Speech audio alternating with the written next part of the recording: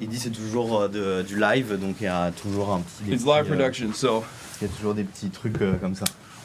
Nice to meet you. Pleasure meeting you. Thank you so much for coming. Yes. Very excited to have you. Là, c'est démarré, là? Ouais. Yeah, we're live already. We've been live. And ladies and gentlemen, Jean-Luc Mélenchon of France Insoumise. It's me. What would I don't want to mess this up because I don't speak any French whatsoever. It's La France Insoumise?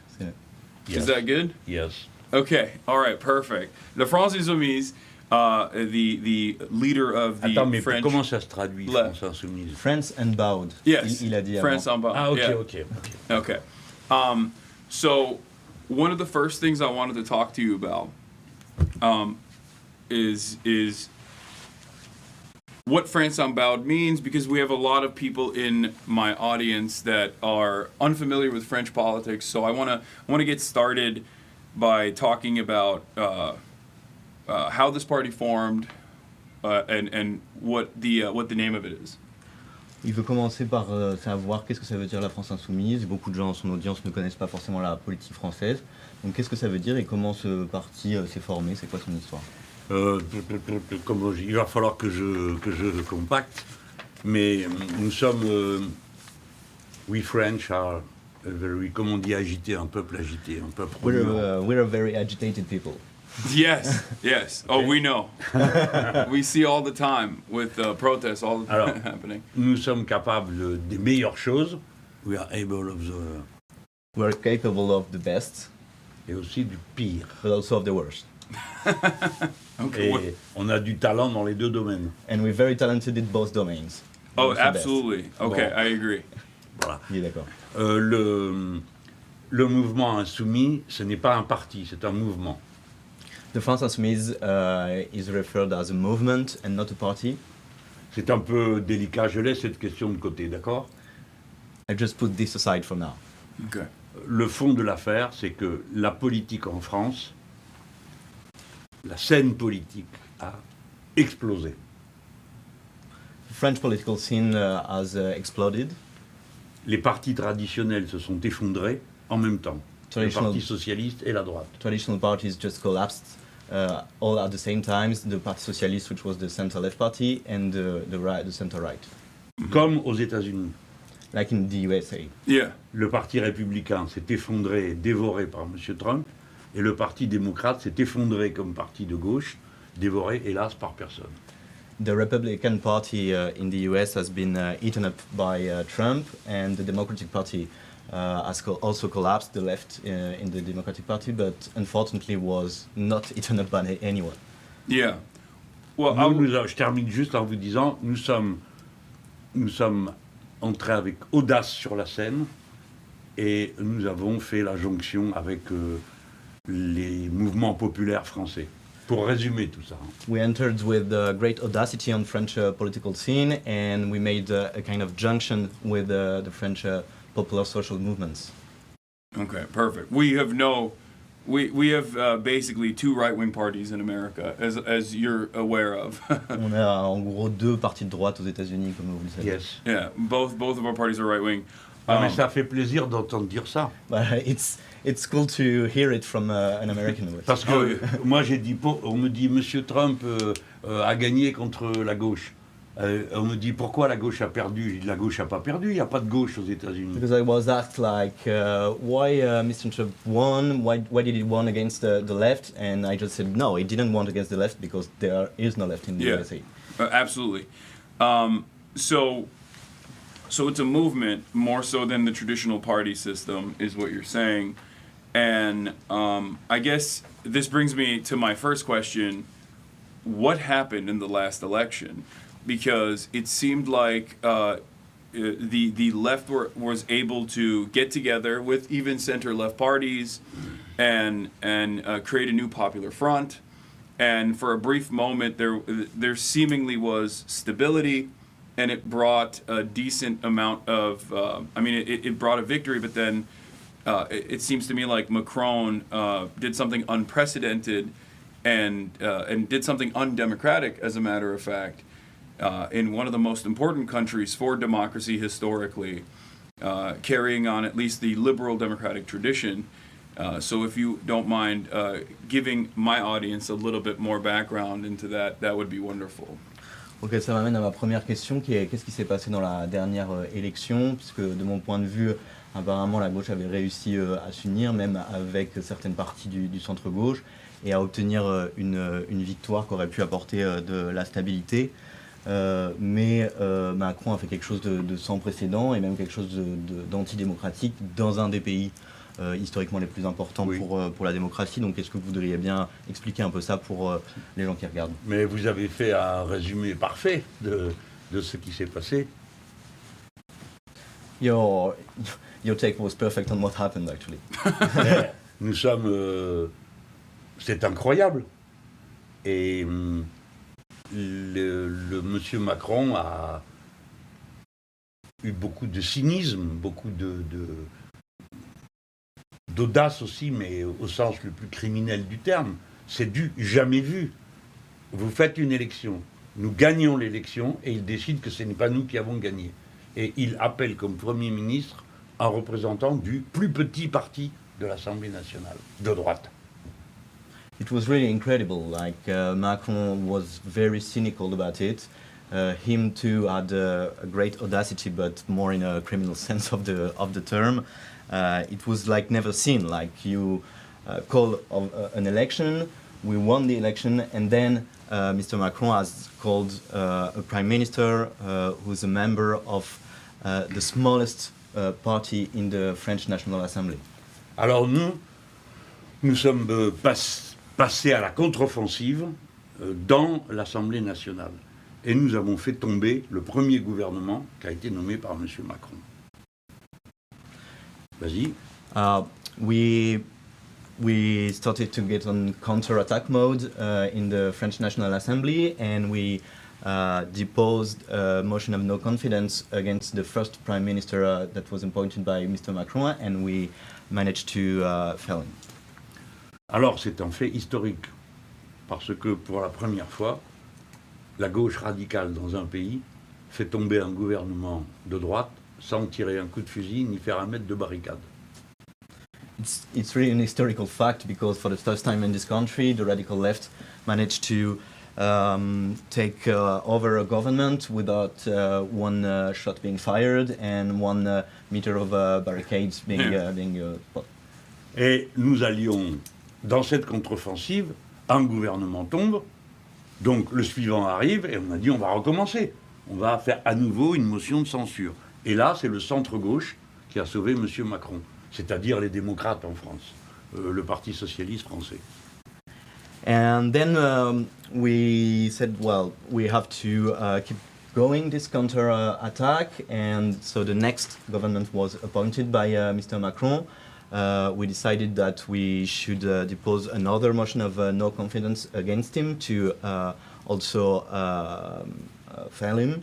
But this time it was actually the center-left that decided to not vote this motion of no confidence, and it was the center-left that saved Macron, the Parti Socialiste, which is like the equivalent of the Democratic Party. Yeah. So the question, actually, this is perfect to talk about. The question I have is about the other coalition parties under the new Popular Front. There is seemingly endless sectarian infighting that takes place on the left. Is it how is this? Is there any way to combat this? Is this a real problem, especially with the upcoming elections? What are your goals in particular? Alors du coup, je peux parler un peu des autres partis dans le nouveau Front populaire. Apparemment, il y a sans cesse des petits combats sectaires dans ce nouveau Front populaire. Est-ce que c'est un réel problème? Est-ce qu'il y a moyen de surmonter ça? Quels sont vos objectifs en particulier pour les prochaines élections? Bon. Je pense que ce ne sont pas des petites querelles. Ce sont des questions de fond qui sont posées. Je vous donne un exemple. C'est la situation à Gaza. Nous avons, dès le début, nous nous sommes référés au droit international. Et ensuite, nous avons été présents le jour de la Cour internationale de justice. Et ensuite, nous avons condamné le génocide. Et à cause de cela, depuis le 7 octobre, nous sommes sans arrêt accusés d'antisémitisme et de tout. Et dans cette circonstance, il y a eu, nous, fermement aux côtés des Palestiniens, les socialistes, qui sont le centre-gauche, eux, dans une position n'osant rien dire. Et pour nous, cette divergence-là, par exemple, elle est considérable. Parce que si nous faisons semblant d'être des bons amis du centre-gauche au moment où ils abandonnent la population de Gaza, c'est nous qui serons rejetés aussi, et pas seulement eux. I don't think it's only a little sectarian fuse, but it's a real problem. I give you an example, our position about Gaza. Us, Insoumise, from the beginning, we referred to international law in Gaza to be restored. We were present at the International Justice Court when there was the hearing of Israel and South Africa. We condemned the genocide happening in Gaza, and because of this, we've been since the beginning accused of everything and accused of particularly anti-Semitism. I'm familiar with that, yeah. Ouais, il connaît ça. So we stand with the Palestinian people, whereas like the Parti Socialiste, so the center left, has adopted a position where they don't say anything, they're afraid of saying anything. And for us, this... They accuse us to be anti-Semites. And yeah, they accuse us of being anti-Semites. And this difference between us is not a small one for us. Because if we make believe to be friend with those guys, it's not only them, but also us that will be rejected by all the people in France that are that have feelings for the people in Gaza. Mm-hmm. Absolutely. What are some solutions to that in terms of being able to whip the rest of the parties into shape in an effort to launch a united opposition once again when push comes to shove, especially with the very real threat of a nationalist party potentially coming into power? Quelles sont les solutions à ça? Est-ce que ça passe par essayer de reconstruire une opposition unifiée, en particulier par rapport au contexte de la menace réelle d'avoir un parti nationaliste qui arrive au pouvoir?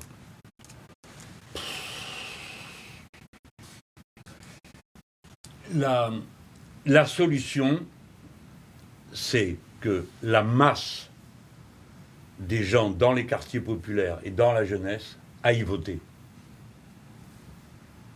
The solution resides in that the mass of the people in the youth and in popular working class areas go out to vote. Parce que l'union des partis ne suffit pas. Et dans ces partis, il y a des comportements qui sont considérés comme inacceptables par les milieux populaires, les milieux racisés, tu sais le traduire ça, les milieux de la jeunesse engagée politiquement, que ça dégoûte de voir ces partis. Et des fois qu'ils nous reprochent d'être alliés avec eux. Donc la vraie solution, c'est la démocratie. Les gens doivent aller voter. Parce que sinon, on passe son temps à faire voter n'importe quoi parce qu'on a peur. Alors comme on a peur, ah mon Dieu, on ne parle pas de ci, on ne parle pas de là, on ne répond pas à telle question, la peur, tout le temps la peur. Non, ça, nous refusons ça.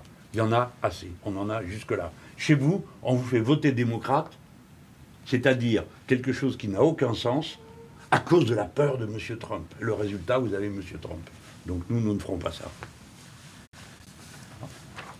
C'est long, hein, notre affaire. Hey, because you know, uniting the parties is not enough. Mm-hmm. Because in these parties there are people that have positions that are unacceptable for large part of working class people, of immigration background people, of the youth, the young people. So the solution is really democracy. People must go out to vote. Otherwise, we just do anything or vote anything only based on fear. And we silent any subject, or we vote for the less worse only for fear. In your home country, they made you vote Democrat based on the fear of Trump, and the result of that is that you have Trump. So we won't be doing this. Yeah, no, absolutely. Speaking of my home country, I feel like Americans, with the exception of nationalist movements, Americans are broadly blind to international solidarity. American left, in particular, has completely lost the internationalist tradition, whether it be a socialist one or even any sort of solidarity whatsoever. I would say neoliberals are united across the board. They coalesce around similar goals, and the right certainly is united as well in this growing movement of fascism, from the AfD in Germany to obviously the Nationalist Party here, to Elon Musk and Donald Trump and what they're doing in the United States of America. Do you see this as a new fascist wave growing internationally, and how can the American left work to combat this? En parlant des États-Unis, j'ai l'impression que les Américains, à part ceux qui sont dans la droite nationaliste, sont très aveugles aux questions internationales et à ce qui se passe dans le monde. Même la gauche américaine a perdu la tradition internationaliste, qu'elle soit socialiste au sens radical ou même autre que ça. Les néolibéraux, quelque part, sont aussi unis. La droite est vraiment très unie, de l'AfD au Rassemblement national, en passant par Elon Musk et Donald Trump. Est-ce que vous voyez là-dedans une nouvelle vague mondiale fasciste, et comment la gauche peut y répondre aussi de manière plus internationaliste? Alors, oui, vous avez raison. La gauche aux États-Unis nous a, ignorés absolument. Nous avons eu les plus grandes difficultés pour arriver à parler avec Bernie Sanders. Là, je l'ai fait la dernière fois qu'on y a été. C'était la première fois. On lui a envoyé des lettres, on a pris des contacts. Rien. Ça ne les intéresse pas. Ils ne s'intéressent qu'aux États-Unis d'Amérique. Point. Ça, c'est la première chose. First, yes, you're right about the American left. We ourselves had very big difficulties to reach out and to meet with Bernie Sanders. I met with him last time I was in the USA, but it was the first time, and before that we had great difficulties. We sent him letters, we tried to reach out, but nothing. They were only interested in what's happening in the USA and not international. Nous avons maintenant un contact qui a été établi avec DSA, parce que c'est les seuls qui se sont intéressés à nous. We now have contact established with DSA, Democratic Socialist of America, for the reason that they are the only one that have shown an interest in us. Yeah. Bon, après, oui, il y a une vague européenne. Le reste, je ne peux pas en parler. Je ne sais pas en Asie comment c'est, en Afrique comment c'est. Mais en Europe, oui, il y a une vague fasciste. Et il faut bien comprendre pourquoi c'est comme ça. Yes, there is a European wave of fascism. I can't speak about what's happening in Asia or Africa because I know less. But in Europe, yes, there is a fascist wave, and you have to really understand why. Toute l'Union européenne, c'est des anciens partis, des anciens pays communistes, où toutes les structures sociales ont été détruites. Les structures sociales d'avant. The east of the European Union is only former communist countries where all the social structures of the past have been destroyed. Et dans l'Europe de l'Ouest, toutes les structures sociales ont été détruites ou en cours de destruction à cause des politiques néolibérales. And in Western Europe, all social structures have been destroyed or are being destroyed right now because of neoliberal policies. Il y a donc une agitation populaire, une tension dans toutes les sociétés. Et pour faire face, la droite a produit l'extrême droite. L'extrême droite ne tombe pas du ciel. L'extrême droite, c'est un projet, de l'argent, des dirigeants, des médias, et ils ont méthodiquement construit une extrême droite dans toute l'Europe. Pourquoi ? Pour diviser le peuple sur des bases racistes, religieuses, l'islamophobie. L'extrême droite, c'est une stratégie des dominants. Ce n'est pas un hasard de l'histoire. And to face this, so there is big tension and big social agitation around this social structure being destroyed. And to face this, the right has produced the far right. Because the far right doesn't fall from the sky. It has been built, it has money, it has its media, so it has been really constructed according to plan. And the plan is to divide the people on racial basis, on religious basis, with the growing Islamophobia in Europe. You have to see the far right as a strategy of the dominating people. Par conséquent, la riposte, ça consiste à travailler réellement pour gagner la confiance populaire. Et nous y sommes arrivés dans de très nombreux secteurs populaire de notre pays. Mais il faut travailler, pas parler. Il faut parler aussi, mais il faut aller porte après porte, toc toc toc, bonjour, nous vous proposons ceci, nous vous proposons cela. C'est-à-dire être présent et être dans les combats. La gauche institutionnelle ne fiche rien. Elle bavarde, elle dit des choses que personne ne comprend, et ça donne ce que donne ce qu'a fait Madame Kamala Harris. Elle parle à personne.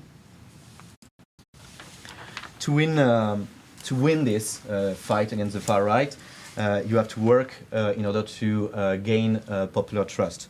So we managed to gain popular trust in some sectors of our people, but for doing this you have to work. You don't have to only talk, you have to go door after door, you have to be in the fights with the people. And here the institutional left does nothing. It's not in the fight with people, it doesn't work. It does something similar to Kamala Harris did, so that doesn't speak to anyone. Yeah. Et je veux juste terminer en vous donnant... Nous avons fait la preuve matérielle de ce que je suis en train de vous dire. Là, les quartiers où nous avons, porte après porte, fait réinscrire des gens sur le droit de voter, la liste électorale, c'est là que le Front populaire a fait ses plus gros scores et c'est là qu'a été acquise la victoire. À ces endroits-là. We have like a material proof of what I'm saying is that we see that the areas in France where we were door to door and where we had a big campaign for voter registration, it's also this area where the New Popular Front made its biggest scores, and it's in these areas that the election was won. Yeah. The left's inability or the left, the Democratic Party in America and all of the other neoliberal counterparts in Europe and their inability to combat fascism comes from the fact that sometimes it feels like they are playing the role of controlled opposition rather than showing a true vision of change, either because they are fearful of their same masters of capital, or because they're genuinely worried about disrupting the systems that they've played a role in designing. In terms of, I want to switch gears a little bit, and hold on, let me see. I have some notes here. Hein? I was gonna look up notes real quick, but as far as the instability goes, where is most of your momentum coming from? Because I hear that there's a lot of youth backing you here in France, and also working class background people as well. Would you say that's correct? Alors, pour rebondir sur ce que tu viens de dire, lui pense l'incapacité des démocrates et de toute la gauche néolibérale européenne qui sont leurs contreparties en Europe à combattre le fascisme, c'est parce que parfois on a l'impression qu'il se comporte plus comme une opposition contrôlée que comme quelque chose qui va proposer un réel changement. Peut-être c'est parce qu'ils ont peur des mêmes maîtres du capital que les autres, ou qu'ils ont vraiment peur de secouer le cocotier des institutions auxquelles ils participent. Mais sinon, il voulait quand même demander tout notre succès, son succès, d'où il vient en France. Lui, il entend qu'il y a beaucoup de la jeunesse qui nous soutient et de gens de secteurs populaires, d'origine populaire. Est-ce que tu dirais que c'est vrai? I guess the question is, who is demanding radical change in France? Qui en fait, en France, demande, quels groupes sociaux demandent un changement radical? D'abord, je veux répondre sur le centre-gauche. First, I want to say something about center-left. Moi, je ne veux pas être une vision simpliste, accusatoire, je ne sais pas comment on dit ça en anglais, accusatoire, de... I don't want to have a simplistic vision or to just being someone that accuse others. Le centre-gauche, les partis socialistes, le parti démocrate, tous ont en commun leur doctrine, leur logiciel est le suivant. Si le capitalisme doit bien fonctionner. S'il fonctionne bien, on pourra avoir des avantages pour les travailleurs. Voilà le raisonnement. Ils n'ont pas vu que le capitalisme a changé, ils ne partagent plus rien. Avant, vous faites la grève, vous savez où habite votre patron. Aujourd'hui, vous faites la grève, vous ne savez pas où est le patron. C'est un fonds transnational, bon. Premier exemple. Deuxième élément, le logiciel social-démocrate est aberrant. Parce que pour que ça marche, il faut produire sans cesse plus, vendre sans cesse plus. Comme s'il n'y avait pas de crise écologique. Ce qui m'a frappé quand je suis allé aux États-Unis, c'est que personne, dans les gauches que j'ai rencontrées, ne m'a parlé un instant de la crise écologique et du danger majeur pour la civilisation humaine. Personne. J'ai eu l'impression qu'on vivait dans le passé, à une autre époque. So, what the center-left parties have in common, it's that they share a doctrine. That is one, capitalism has to function well, and that is, if it's functioning well, we can have advantages for the workers. That's a vision of the past that didn't see that capitalism has changed. In the past, when you went on strike, you knew who the boss, who the CEO was. Today, when you go on strike, you don't even know who the CEO was. It's like an international fund, an hedge fund that you don't know. And second, their doctrine, this doctrine of the center left, says that you have to produce more and always more, and consume more and always more. And it's as they didn't know that the ecological crisis was happening. I was very struck that during my stay in the USA, nobody, even from the left, said anything to me about the ecological crisis. It was like it didn't existed. I felt like we were living in the past. Yeah. So that actually brings me to my second point that I wanted to ask. What are some of the biggest crises that the French population is facing right now, and how do you want to address that? Donc, quelles sont les plus grosses crises que le peuple français face? Nous sommes un peuple qui est défini, qui s'est constitué autour de son État et de ses services publics. Le néolibéralisme détruit l'État et détruit les services publics pour qu'ils soient remplacés par des services privés. Par conséquent, c'est toute la population française qui est frappée. Et c'est même l'identité du pays qui est mise en cause. C'est pourquoi la crise est si profonde et pourquoi il y a une colère qui est aussi répandue et des fois elle porte sur tout. Prenons un exemple. En France, nous avions le meilleur système de santé du monde. Aujourd'hui, vous pouvez mourir à l'hôpital en attendant d'être soigné. Nous étions parmi les premiers pays du monde pour la santé des enfants. Nous sommes maintenant 23e sur 27 pour la mortalité infantile. Nous vivons une catastrophe du mode de vie, de la manière de vivre des Français. Et c'est pourquoi la situation paraît si incroyable à tout le monde. Tout le monde est concerné. Les trains n'arrivent plus à l'heure, l'hôpital ne marche pas, l'école ne marche plus. On a l'impression que le sol, la vie de tous les jours se disloque. C'est pourquoi il y a une base très, très, très, très profonde d'opposition au pouvoir des néolibéraux, quel qu'il soit. We as a French people have constructed ourselves around the states and the public services. And neoliberalism just destroys the states, it destroys public services. And so it's all the French population that is struck, and even in its core identity. It's a very deep crisis, and that's why there is so much anger in the French people that is on so much issues. For example, we used to be one of the best healthcare system in the world, and today in French hospital you can die waiting for care. Waiting. Yeah, we had the best reputation for health for children, and today we are the 23rd European country out of 27 for infant mortality.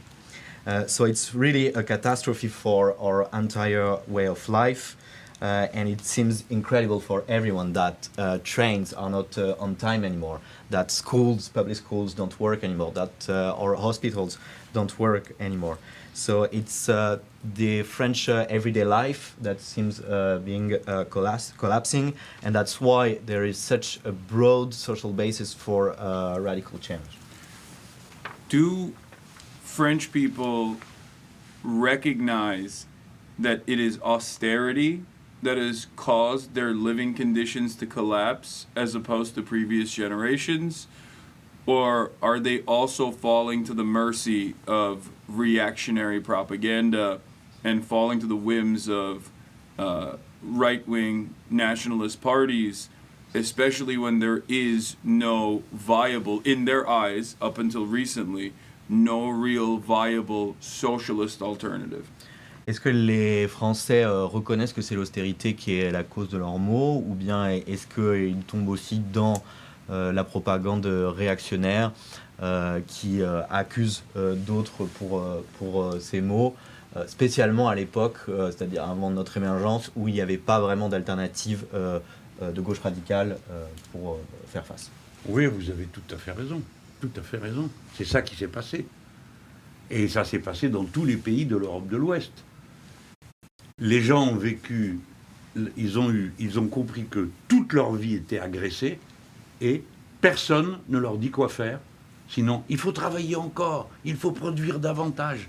Et s'il y a des problèmes, c'est à cause des Arabes, c'est à cause des musulmans, c'est à cause des immigrés. Oui, ça a marché, ils n'ont fait que ça pendant 10 ans. Vous savez, l'extrême droite en France, ça fait 56 ans que le parti de M. Le Pen existe. Nous, ça fait même pas 10 ans. Même pas 10 ans. Ouais. Yeah, you're absolutely right.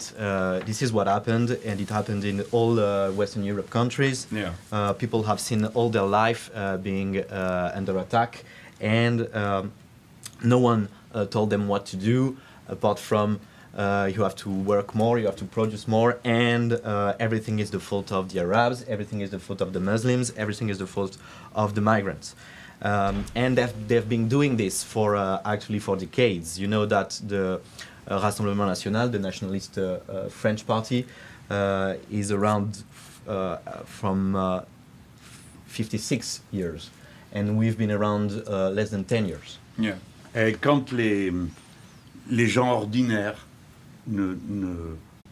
regardent la télé, ils voient les partis de la gauche traditionnelle, et les partis de la gauche traditionnelle leur disent il faut être raisonnable, il n'y a pas d'argent, nous le comprenons, il faut faire des efforts. C'est-à-dire que la gauche traditionnelle, pour des gens qui écoutent de loin, dit la même chose que la droite. Donc, dans tous ces pays, la seule alternative, ça a été de se tourner vers l'extrême droite. C'est vous qui avez raison. C'est comme ça que ça s'est passé.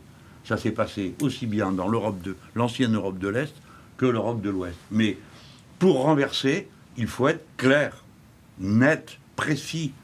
Il faut dire, c'est tout ce système que nous rejetons, et surtout, il faut être concret. C'est-à-dire, il faut dire comment on va le faire, avec quelles mesures, que les gens comprennent. Donc, il faut travailler les programmes, réfléchir aux solutions, et ne jamais laisser un mètre de terrain aux autres. When ordinary people watch TV in Europe, they see the traditional left parties saying to them, we have to be reasonable because there is no money, we have to make more effort. So if you're looking a bit from far away, you're actually seeing that traditional left and traditional right are saying basically the same thing. So what people thought is that the far right was actually the only alternative to the system. So to change this situation, you have to be very clear. You have to be very clear that you are an anti-system, that you are against this system, and you have also to be very concrete in order to work on concrete propositions and to work on the program. Okay, I have a suggestion. It seems like France is becoming more like America. So here's a slogan. You just say, "Don't become like America." Il a une suggestion. On dirait que la France devient de plus en plus comme les États-Unis. Donc il nous propose un slogan qui serait « Ne devenez pas les États-Unis ». Oui, mais c'est pour ça que des gens comme lui sont importants. This is why people like you are very important for us. Pour nous. I try. Il essaye. Mais ça va le faire. But we're gonna make it. I hope so. J'espère. Bon, Okay. on a fait le tour là, non? Oh, by the way, we can keep going for as long as you guys want to. I don't want to keep you if you have any other commitments. Have you read my book? I have not yet. Je lui donne. So this is It's a my book that you gift. wrote. Thank you so much. This is a book that you wrote that you now translate to English recently, right? Am I getting that correctly, or is this? C'est un livre que tu as écrit et qui a été traduit récemment en anglais. Oui, et Yeah. qui vient. C'est pour ça que je suis allé aux États-Unis. That's why you went to New Yeah. York. So that's what I was going to ask you about. So they say you're an incredible orator and you love talking. I do too. And a lot of my friends that actually listened to your speeches, they loved it. They thought it was amazing. But let me ask you, what was the most surprising thing about your visit to America? Qu'est-ce qui était le plus surprenant quand tu as visité les États-Unis? Avant ça, il a dit que tu étais un super bon orateur. Non, il mais n'assumait pas. j'ai juste vu New York, quelques rues. Dis-lui. I only saw New York City and not a lot of streets even of New York City. Je vous parle franchement. Honestly. Pour moi, les États-Unis d'Amérique, c'est. Là devient tous nos ennuis. For me, the United States of America is the place where all the troubles come from. Et It's true. c'est la deuxième fois que j'y vais. The second time that I was there. Yeah. La première fois The first time I was like, Uh-huh. et la deuxième, je suis obligé de l'avouer, and the second time, I have to confess, ça m'a plu. I liked it. Oh, okay. New York. Okay, just New York. What was Je connais it? pas le reste. What did you? Was it the food? Did you have anything crazy when you were there? Est-ce que c'est la nourriture qui t'a plu? Est-ce que t'as eu des trucs de Ah fou? non, la nourriture. No, not the food. Non, mais il y avait des très bons restaurants italiens et français. They were New very, York. they were very, we found very good Italian and French restaurants in New Mais York. personne ne va au magasin à New York. But no one goes to the stores in New York? No. Ça n'arrête pas de livrer des colis partout. It seems like everything is being delivered everywhere. Yeah, that's what It's happens very when you strange have a, for us.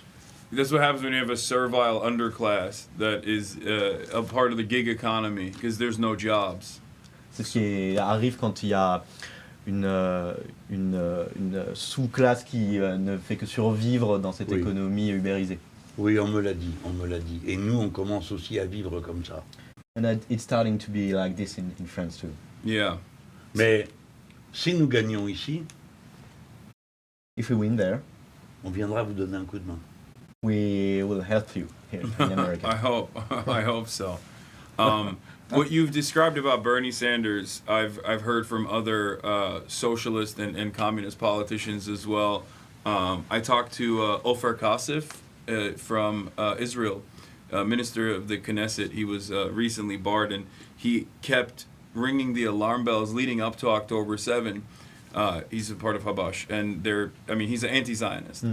And one of the things that he brought up to me was exactly what you said, where he was trying to reach out to Bernie Sanders' office ahead of time, talking about the escalating attacks in the West Bank and how much that was most likely radicalizing the people in Gaza, and how that would most likely create retaliation before October 7.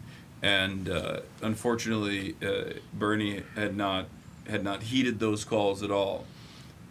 And hopefully this is something that we can address and have a more internationalist perspective on the left in the United States of America as well, considering the damage that we do to the rest of the world.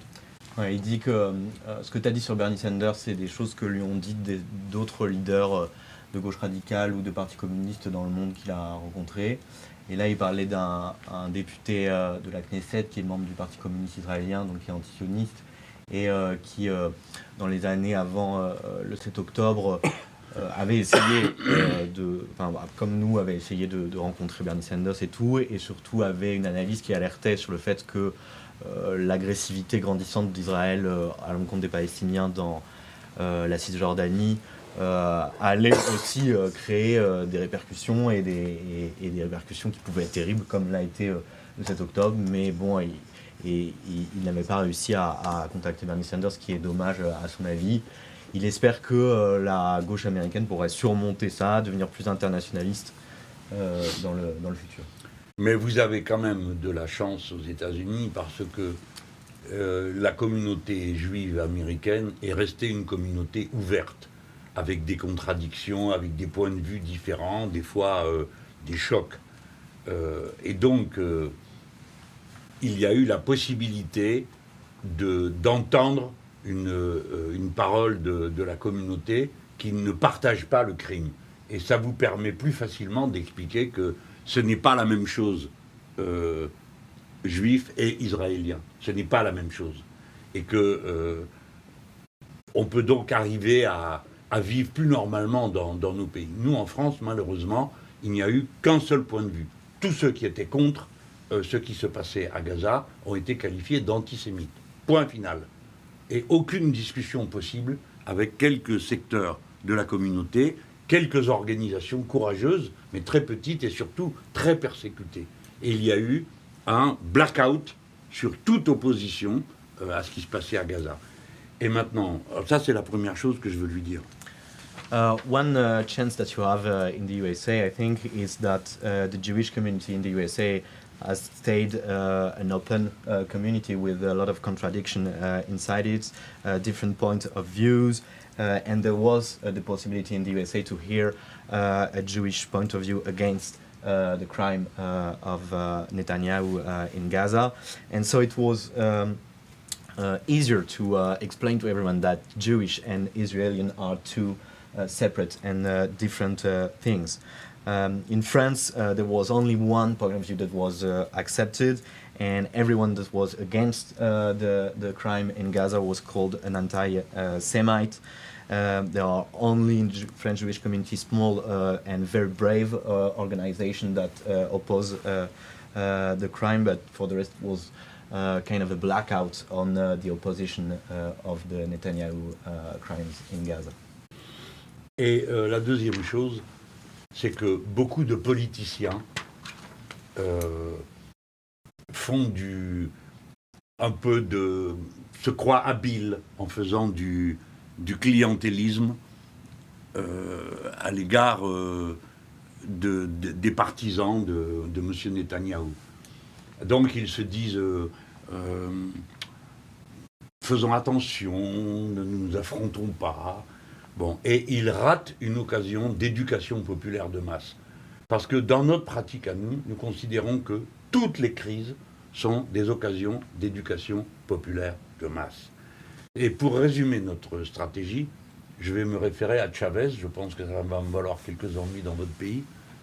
Et lui disait, nous ne construisons pas un parti révolutionnaire. Nous construisons un peuple révolutionnaire. Et pour qu'il y ait un peuple révolutionnaire, il faut qu'il puisse s'éduquer dans les événements. Donc on lui dise ce qu'il se passe et qu'il soit presque obligé de choisir. Voilà ce qu'il faut faire. And also, there's a lot of politicians that I think that they are very smart in being very in trying to gain the votes of the support of Netanyahu here in France or in other countries. So they don't want to offend them. They don't want to defend Gaza too much. And in doing so, they miss an occasion for popular mass education. Because we think that every crisis is also an opportunity for popular mass education. And I'm going to quote Hugo Chavez.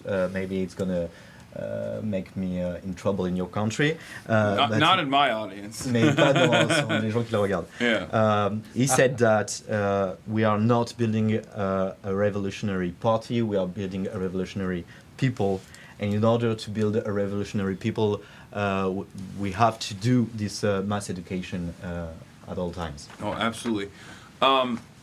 Speaking of foreign policy, it feels like Macron has sidestepped domestic affairs due to unprecedented unpopularity and has now repositioned himself as a foreign policy leader for France instead of completely stepping away from politics and waiting out the end of his term.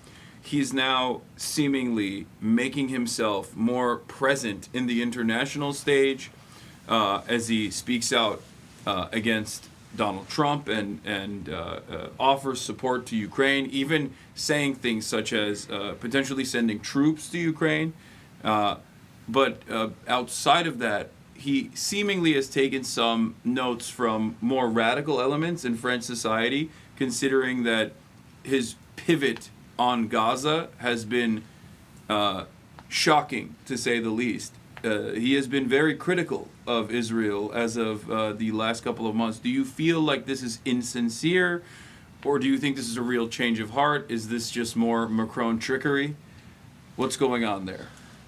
Juste en parlant de politique étrangère, on a l'impression que Macron s'est un peu retiré de la politique intérieure en France à cause d'une impopularité sans précédent, mais que du coup, plutôt que d'attendre la fin de son mandat, il est devenu plus un leader de politique étrangère en France, qui se fait plus voir sur la scène étrangère. Bon, il y a par exemple le fait que sur l'Ukraine, il a essayé de prendre le contre-pied de Trump, même en disant des trucs un peu fous comme d'envoyer des troupes.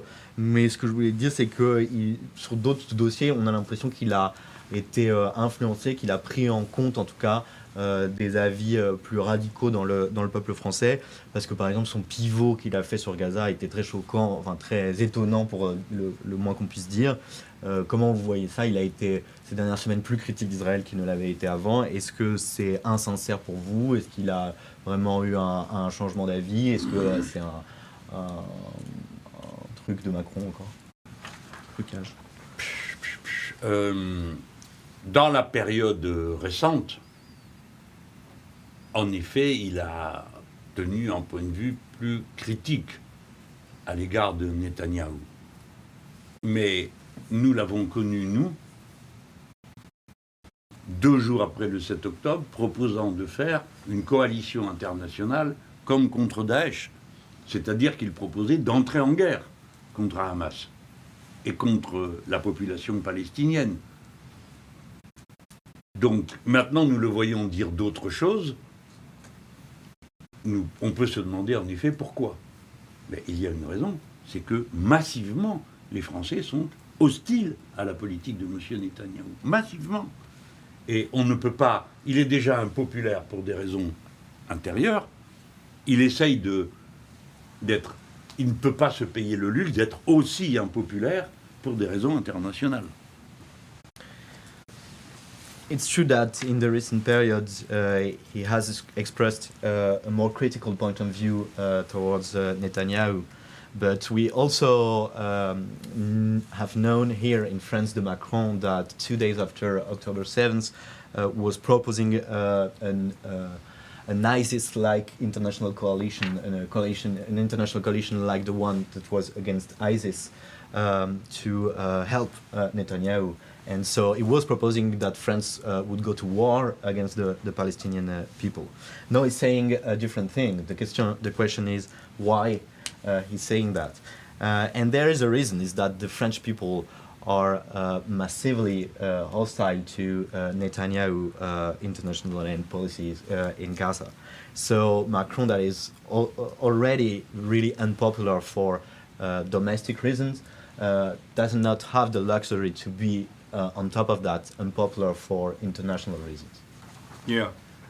Mais l'Europe tout entière est couchée devant Trump. Ils gesticulent, ils parlent un peu, mais ils ne font rien. Et ils ont décidé de voter des budgets d'armement au niveau où Trump avait exigé qu'ils les votent. Par conséquent, le président Macron n'a aucune influence sur cette situation. Et ça, pour nous, c'est un problème, pour nous les Français, parce que on peut se demander si nous avons la capacité d'agir de manière efficace en étant enfermés dans un club comme est l'Union européenne. Ou bien si nous devons agir pour notre propre compte dans le domaine des affaires étrangères. Parce que vous savez, en Europe, il y a un ministre des Affaires étrangères, mais il n'y a pas de politique européenne commune sur les affaires étrangères. Deuxièmement, il y a un commissaire chargé de la défense pour l'Europe, mais ça ne fait pas partie des compétences de l'Union européenne. Donc tout ça est une ambiance absolument irréelle. Il reste que les États de l'Europe veulent être membres de l'OTAN et font ce que Trump leur dit de faire. Est-ce que vous vous rendez compte que M. Trump a menacé deux de nos amis et alliés de toujours, le Mexique et le Canada, et personne n'a rien dit? M. Trump menace d'envahir le Groenland, qui normalement appartient à un pays de l'Europe, et personne ne dit rien. Tout ça est une comédie. And you have to know that all European Union states have been really submitted to Trump. They talk a little bit, they agitate themselves a little bit, but in the end they really submitted. Because they decided to vote for budget fund, for arms fund, at the levels that are the demands of Donald Trump. And Macron doesn't have any influence on this situation, which is a problem for us French, because we have to ask ourselves, are we able to act in an effective way being inside a club like the European Union? Should we act for our own self when it comes to international affairs? Because in Europe there is a kind of ministry for international affairs, but there is no common policies for international. There is a commissioner, a guy in the European Commission for defense, but there is not a common defense policy in Europe. So that doesn't make any sense. But European states, bottom line, want to be a part of NATO, and so that's why they submitted to Donald Trump. One example is that Donald Trump has threatened two of very good friends and allies of Europe, which are Mexico and Canada, and no one spoke up in Europe. This is incredible. Donald Trump threatened Greenland, which is supposed to be a part of a European Union country, Denmark, and no one really spoke up in Europe. Yeah. No, there's no sovereignty for European nations as long as the NATO regime exists in the ways that it does. There's no sovereignty for European nations as long as America keeps dominating Europe. And I feel like this is something that right-wing parties, reactionary parties actually identify and criticize, even if they have no interest in breaking through that hegemony. But they will use that, as we've seen, as the right-wing parties did in the UK, where they talked about British sovereignty and how they must exit. They must do a Brexit. They must exit the European Union. Or even, I think, Meloni, when she was running, spoke out against the European Union and, of course, very quickly reaffirmed her position as being pro-NATO once she actually won power in Italy. But, of course, given the history of NATO, a right-wing fascist would be very very accepting of NATO control in her country, considering that that's how they got any motion in Italy to begin with. But yeah, this is an angle of attack. The way to communicate on this could be from the perspective of sovereignty for European nations and independence. C'est vrai, donc il dit, de son point de vue, il ne peut pas y avoir de réelle souveraineté pour les nations européennes tant que l'OTAN existe sous cette forme, et il ne peut pas y avoir de réelle souveraineté pour les nations européennes tant que l'hégémonie des États-Unis existe sous cette forme. Il a l'impression que ce problème de souveraineté est aussi une brèche à l'intérieur de laquelle des partis nationalistes se sont engouffrés, même si à la fin ils n'ont pas vraiment d'intérêt pour briser cette hégémonie. Ils vont prendre quand même ce thème de la souveraineté, comme l'a fait l'extrême droite au Royaume-Uni, par exemple, au moment du Brexit. Même Meloni, pendant sa campagne, il croit, avait parlé contre l'Union européenne, avant de, une fois au pouvoir, se réaffirmer comme une grande défenseuse de l'OTAN. Oui, et surtout, il faut bien comprendre... pardon. Ils savent tous la vérité. La vérité, c'est que la prochaine guerre, c'est contre la Chine. C'est ça qui préoccupe Trump et les secteurs dirigeants aux États-Unis d'Amérique.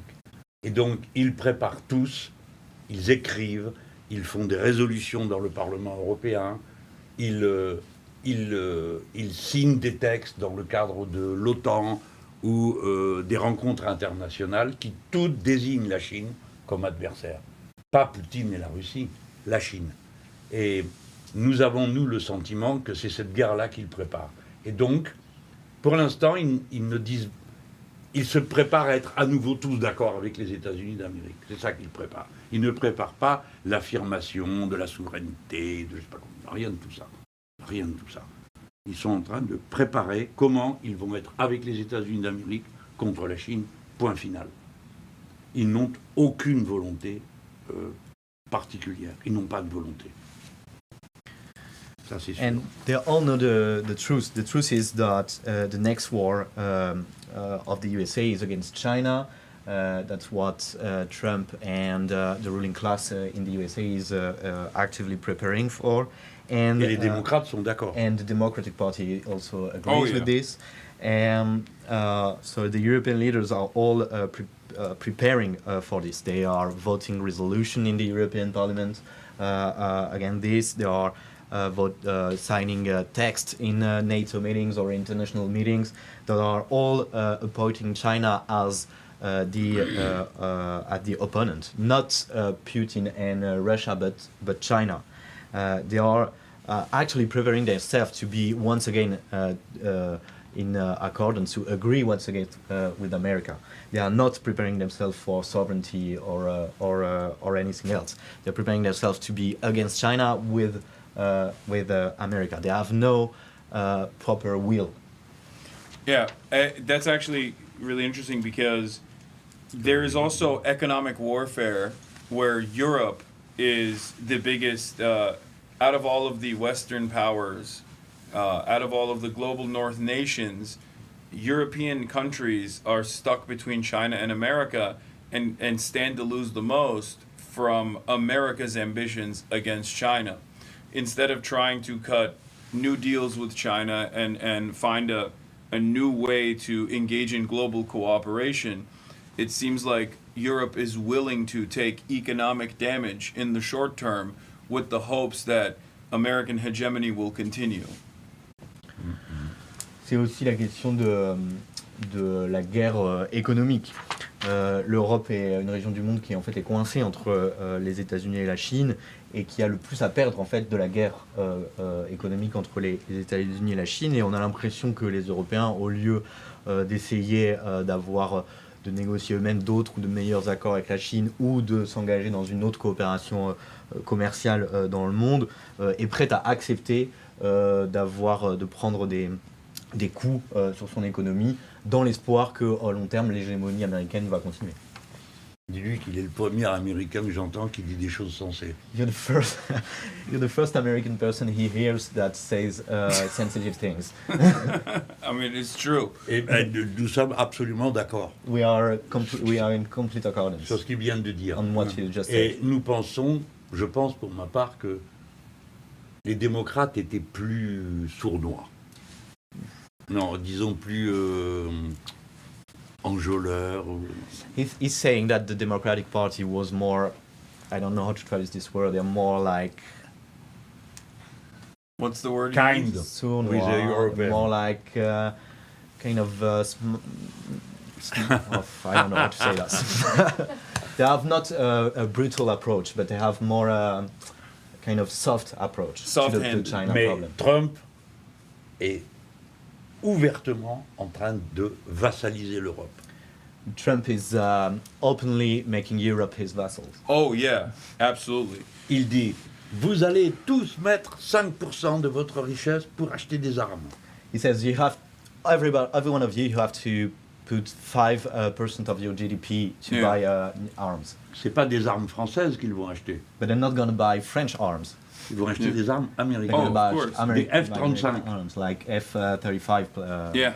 Il n'y a pas un F-35 qui décolle simplement si les États-Unis ne veulent pas. But F-35 fighter jets, to take this example, cannot work if the American president does not agree. Eh Yeah. bien, aussitôt, Madame von der Leyen a fait voter un budget global de 850 milliards d'euros. C'est exactement la somme demandée par Trump. And Ursula von der Leyen, who is the president of the European Commission, has put to vote an 800 billion plan for armament in Europe, which is exactly the sum that was asked by Donald Trump. Nous sommes même autorisés à faire des nouvelles dettes We are even authorized to do new debts pour for acheter this, des armes. to buy arms. Yeah. Alors, est-ce que vous vous rendez compte le cynisme, la brutalité de ça? This is very cynical, very brutal. On ne peut pas faire de dettes ou avoir de l'argent pour l'éducation, pour la santé, pour les arts, pour la culture, mais pour des armes, oui, et beaucoup, beaucoup, beaucoup d'argent. We are not authorized to make new public debts for healthcare, for education, for culture, for arts, but for arms, yes, and we are authorized to spend a lot of money. C'est pourquoi vous avez raison, les Européens sont déjà prêts à obéir. Mais ils vont se laisser entraîner dans un affrontement avec la Chine qui n'a pas de sens, parce que le futur, c'est de discuter avec les Chinois, d'avoir un accord avec eux, de négocier. Ça n'a pas de sens de s'opposer à la première nation productive du monde dans un choc militaire. Ça n'a pas de sens. Pourquoi est-ce qu'on va faire ça? Pourquoi? Quel est le problème avec la Chine? Monsieur Trump vient et il se comporte d'une manière incroyable. Il dit « Vous allez nous acheter davantage ». On croyait que c'était le libre marché. D'où il a eu l'idée qu'il va nous obliger à acheter quelque chose, des Américains. Mais qu'est-ce que vous produisez qu'on peut vous acheter à part des armes? But you're absolutely right that the European leaders are already ready to obey. They are going to let them be thrown in an opposition with China that doesn't have any sense for Europe. For Europe, the future is rather to negotiate, to reach a deal with China, because China is the first productive power. So a military opposition with them just doesn't have any sense for Europeans. Donald Trump wants to force us to buy stuff from America. but wasn't America for free trade and free free competition? And what does America produce that we can buy? Like Guns. Guns, yeah. And salmonella chicken. Et des poulets à la salmonelle. Yeah.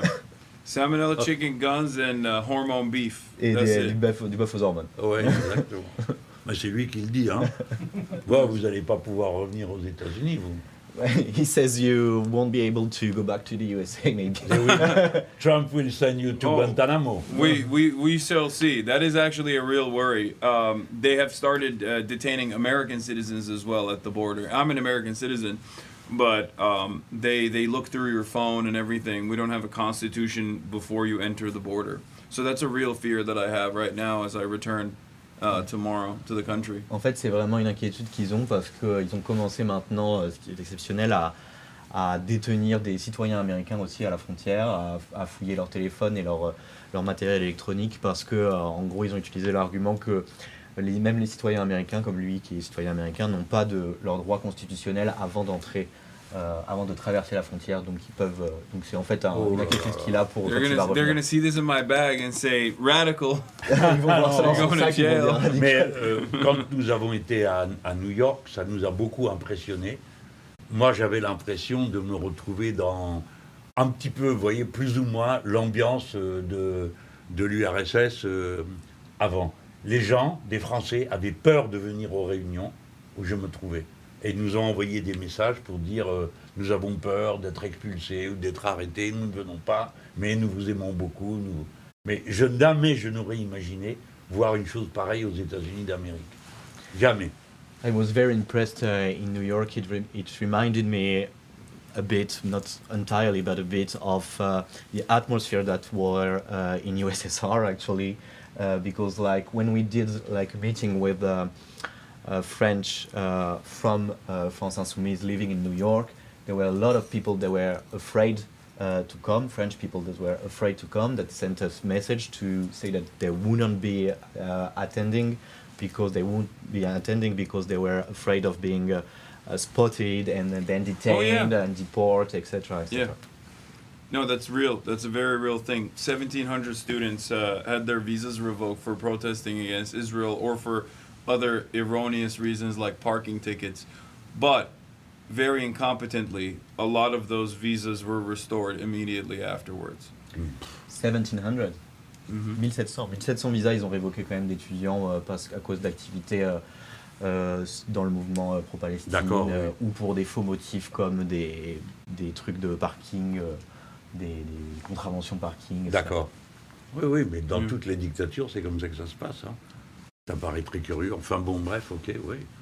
C'est tragique de voir ça. C'est tragique. It's very tragic to see this. Yeah. Et vous savez, quand on parlait avec les Canadiens, dis-lui ça, les gens étaient scandalisés de voir que personne ne réagissait à la menace d'agression.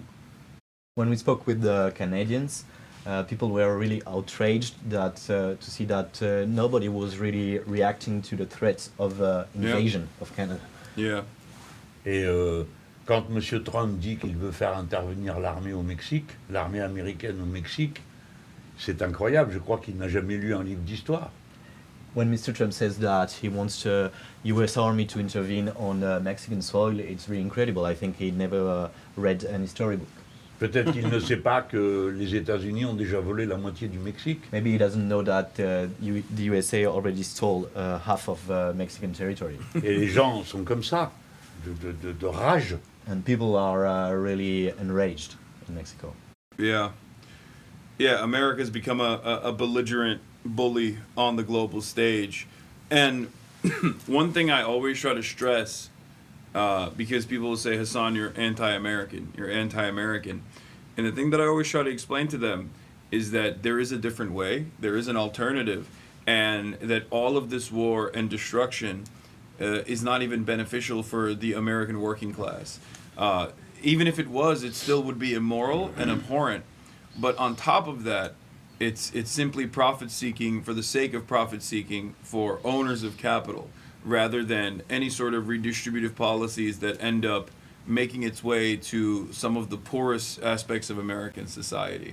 And I feel like a similar structure here in France is also ever present.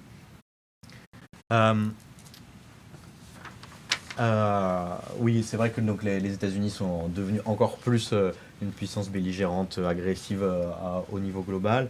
Et souvent, pour répondre aux gens qui me disent Hassan, tu es anti-américain, je leur dis non, mais il y aurait une alternative à ça, c'est pas la seule façon d'être américain. Toute cette guerre et cette destruction, en plus, ne profite même pas à la classe ouvrière américaine. Je veux dire, même si ça profitait à la classe ouvrière américaine, ce serait toujours immoral.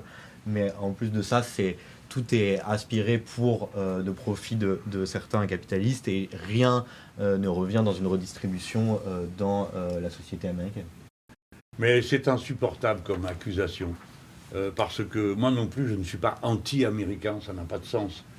J'aime la littérature américaine et je me suis formé mon esprit en lisant de grands auteurs nord-américains. Bon, je regardais du cinéma américain, je connais des personnes et je suis sûr que les États-Unis d'Amérique, c'est pas Monsieur Trump et tous ses clones, et 400 millions de clones de Trump, nous le savons. Mais il n'y a pas de voix. On n'entend pas quelqu'un, un Américain, dire « Écoutez, nous n'avons rien à voir avec tout ça. Nous respectons le Danemark, nous respectons le Canada, nous respectons le Mexique. Nous n'avons pas l'intention d'obliger les Européens à nous acheter quoi que ce soit. » Une parole libre ça nous rassurerait, ça nous ferait du bien, et en même temps, ça faciliterait l'internationalisme. Mais vu de loin, on a l'impression que aux États-Unis, il y a Monsieur Trump, quelque part des gens qui ne sont pas tout à fait d'accord, mais c'est tout. Et on ne sait pas pourquoi. On ne sait pas pourquoi. Ça, c'est insupportable.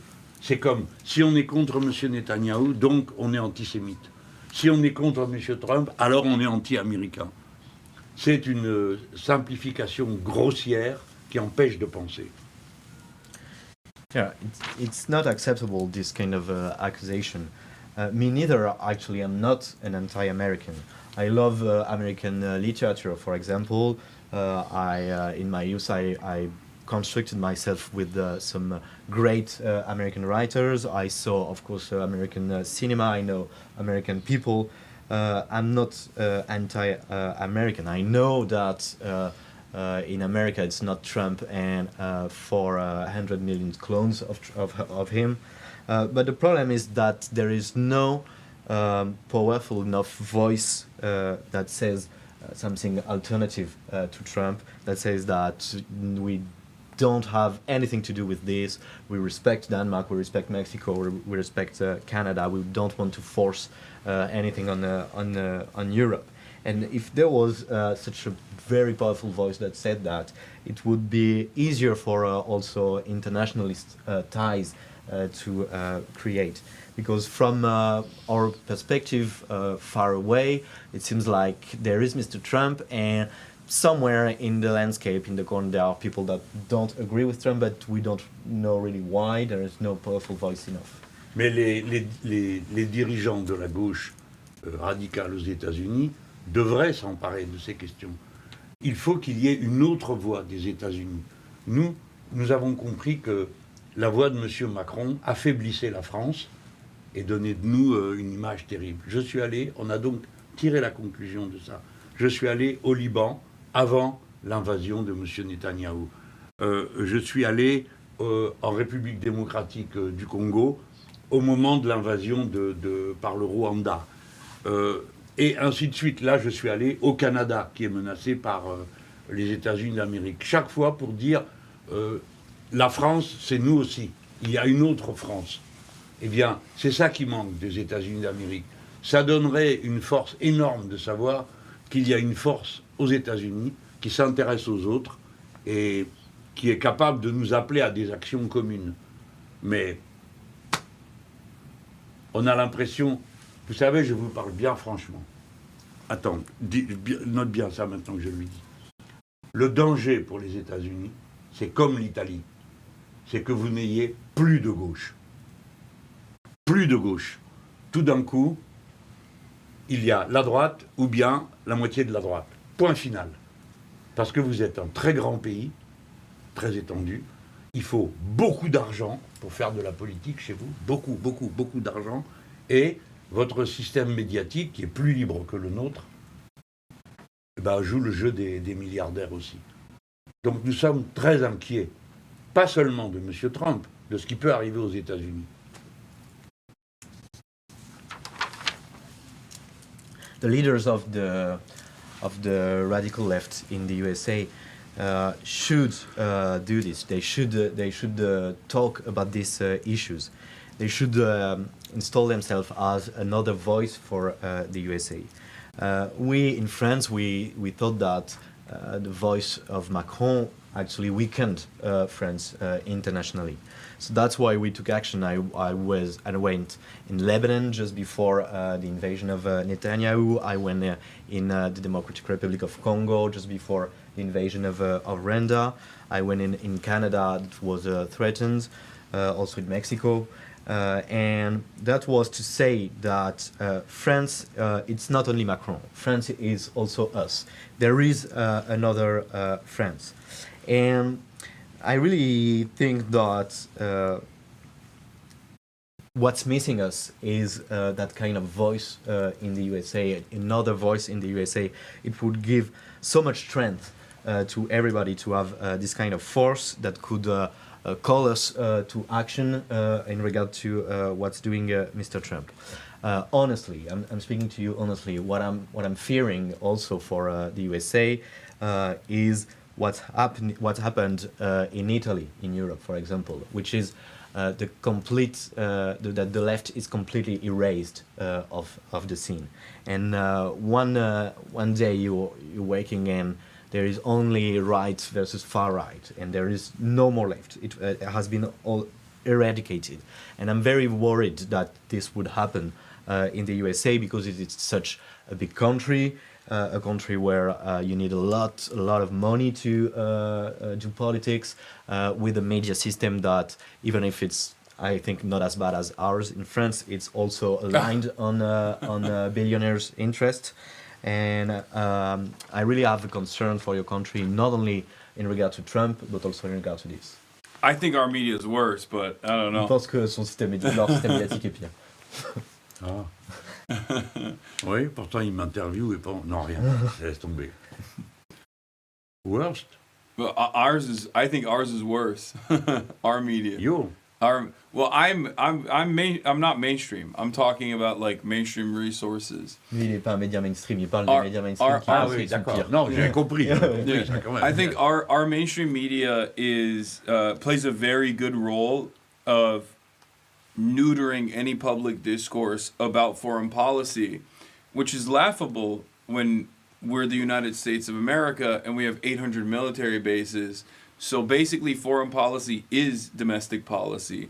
And I try to work actively to get people educated on this, to understand the dynamic that each dollar that's spent on bombs could actually be spent on building schools or building roads in the country. And I try to explain to people the reason why you have no social services, the reason why your limited amount of social safety nets that you get are diminishing rapidly, is directly because we are spending all of the wealth that we have and dumping it back into the military-industrial complex. But our media plays a very big role in never talking about it from that front and only talking about foreign policy as it necessitates more and more war. For the liberals, they'll say, oh, we're bombing them because they're homophobic. We're bombing them because they hate women. For the Republicans, they don't really need to say much. They just say, we're bombing them and you're excited. And while Americans see themselves as anti-war, and even Trump ran as an anti-war candidate as opposed to Kamala Harris to some success, saying he was going to end these conflicts, ultimately Americans still go back to the same form of, bomb everyone, who cares, it's all good. Les médias aux États-Unis, ils pensent, font un très bon travail pour couvrir, neutraliser et cacher toutes les questions de politique internationale, ce qui est complètement incroyable, puisque nous sommes un pays qui a 800 bases militaires dans le monde. Donc en fait, pour nous, la politique internationale, c'est comme si c'était de la politique intérieure. Donc moi, j'essaye d'éduquer les gens par rapport à ça, d'expliquer aussi que la raison pour laquelle il n'y a aucune redistribution, la raison pour laquelle tous leurs filets sociaux, le peu qu'ils ont, diminuent, c'est parce que toutes les richesses des États-Unis sont jetées dans le complexe militaro-industriel. Et donc les médias mainstream aux États-Unis, où ils font ce travail pour qu'on ne parle jamais de politique étrangère.